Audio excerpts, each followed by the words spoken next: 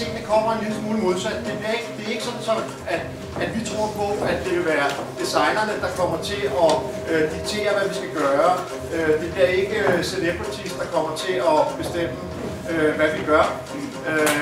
Man kan sige, at vi har haft rimelig meget X-faktor efterhånden kørende, og det tror vi simpelthen er noget, som stille og roligt er en uddøende race.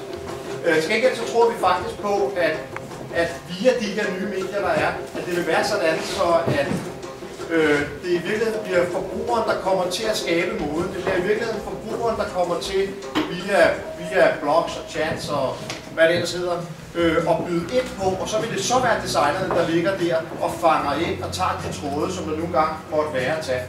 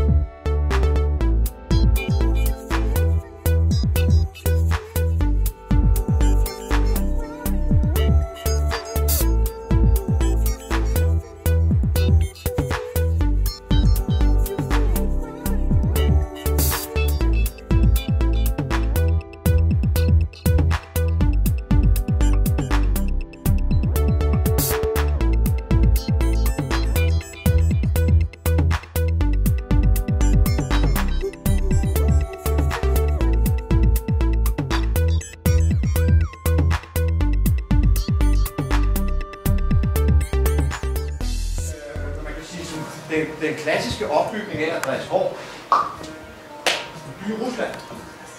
Fuldstændig.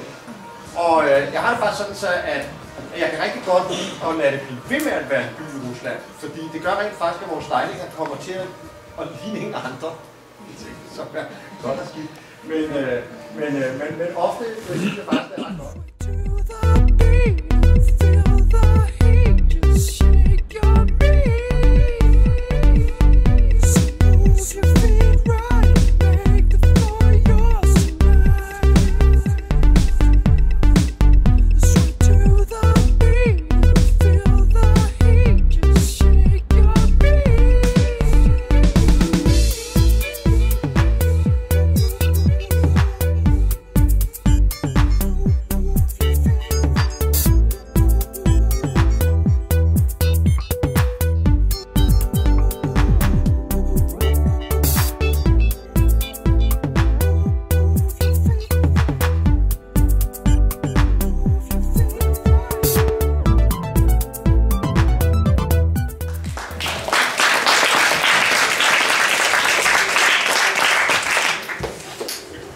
Til allersidst så skal jeg sige, at jeg er personligt rigtig glad for at have fået lov til at præsentere mit fantastiske personale i lavets regi igen, fordi jeg tror, det er 8 år siden, at jeg har været inde i varmen.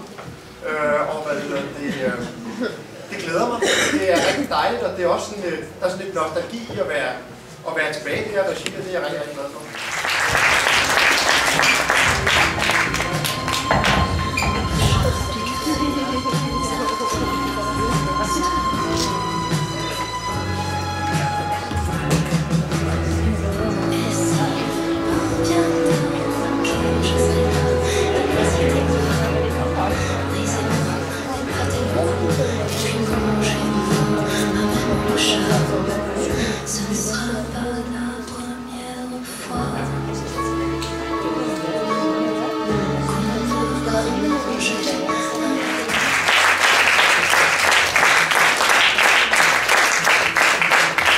Tak for i aften og kom godt hjem.